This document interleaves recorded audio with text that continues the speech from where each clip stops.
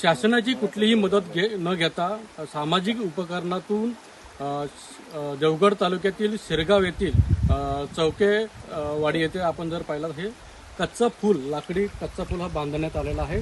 जवळपास इथे पाहिलं तर पलीकडे 7 घरं आहेत आणि त्यांना जो जाण्याचा मार्ग होता तो पूर्णपणे बंद झालेला होता आणि खाली जर पाहिलं तर हे पूर्णपणे व्हाळ आहे पूर्णपणे आणि ह्या व्हाळाला दरवर्षी पूर येत असतो आणि इथून जे जाणारे नागरिक आहेत गावकरी आहेत त्यांना मात्र हा समस्या कायम जाणवत असते। त्यामुळे हे सामाजिक बांधिलकीतून अमित साटम जे आहे त्यांनी हे लाकडी कच्चा फूल आहे ते बांधलेलं पाहायला मिळतं। आपल्यासोबत बोलण्यासाठी स्वतः जे सामाजिक उपक्रम त्यांनी हा राबवला आहे ते आपल्यासोबत बोलण्यासाठी अमित साटम आपल्यासोबत आहेत। काय सांगाल तुम्ही सामाजिक बांधिलकी म्हणून हे तुम्ही उपक्रम राबवला, काय सांगाल?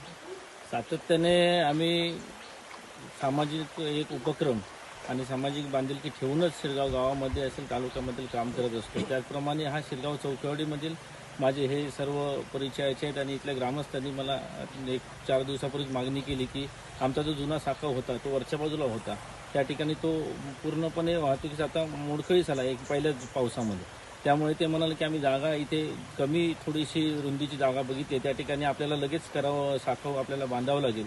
अशा पद्धतीने मागणी केल्याबरोबर मी त्यांना म्हटलं की जे काय मटेरियल लागेल ते तुम्ही लगेच आपण इथे घेऊया आणि काम चालू करू। त्याप्रमाणे त्यांनी ग्रामस्थांच्या सहकार्याने हा पूर्णपणे साखव 2 ते 3 दिवसातच त्यांनी उभा केला। पलीकडे आमची 6 ते 7 घरं आहेत, तिथे शाळेची मुलं या साखवाने पलीकडे जाणारी आहेत। पूर्ण बागायत गावातील या वाडीतील ग्रामस्थांची पूर्ण बागायती या पलीकडे आहे। अशा पद्धतीने हे आम्ही एक सामाजिक उपक्रम म्हणून हा साखव या ठिकाणी बांधला आहे। कायमच म्हणजे अशा प्रकारे जर आपण पाहिलं तर म्हणजे तुमच्या गावामध्ये बरेचशी अशी परिस्थिती आहे की ज्यांनी साखव गरजेचे आहेत, म्हणजे जिथे पायाभूत सुविधा अजून पोहोचलेली नाही तिथे साखवांची गरज आहे। पालकमंत्री नितेश राणेंपर्यंत काय आपण माहिती पोहोचवणार त्याला? निश्चितच अशा बऱ्याचशा वाड्यांमधले जे साखव आहेत ते जीर्ण झाले आहेत आणि त्यामुळे अशा परिस्थितीमध्ये आपल्याला हे सगळं सामोरं जावं लागतं आहे।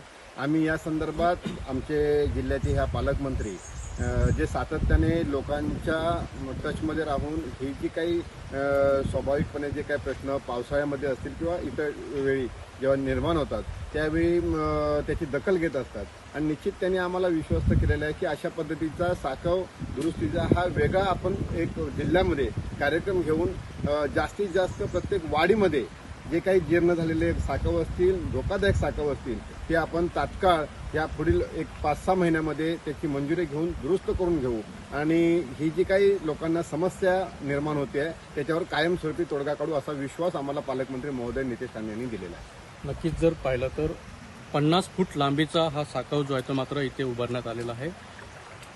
या शिरगाव गावामध्ये अनेक साखव असे नादुरुस्त आहेत, पायाभूत सुविधा अजूनही पोचलेली नाही। त्यामुळे सिंधुदुर्गाचे पालकमंत्री यांनी ह्या बातमीची गंभीर दखल घेऊन कशा प्रकारे पायाभूत सुविधा या गावातील अशा म्हणजे जे पक्के साखव कशा प्रकारे बनता येतील याकडे लक्ष देण्याची गरज आहे। अनंत पातडे, TV9 मराठी, सिंधुदुर्ग।